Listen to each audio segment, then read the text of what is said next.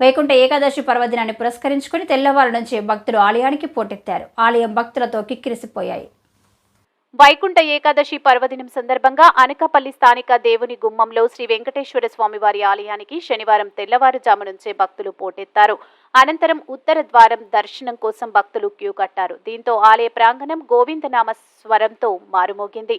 వైకుంఠ ఏకాదశి రోజు ఉత్తర ద్వారం గుండా దర్శన భాగ్యం కలిగితే మోక్షం లభిస్తుందని భక్తులు ప్రగాఢ విశ్వాసంతో స్వామివారిని దర్శించుకున్నారు. ఆపై ప్రత్యేక పూజలు నిర్వహించారు. భక్తుల సందడితో ఆలయ ప్రాంగణంలో వైకుంఠ ఏకాదశి శోభ సంతరించుకుంది. ఆలయానికి వచ్చిన భక్తులకు ఎటువంటి అసౌకర్యం కలగకుండా స్వామివారి దర్శనం కోసం ఆలయ కమిటీ సభ్యులు ప్రత్యేక క్యూ లైన్లు ఏర్పాటు చేశారు.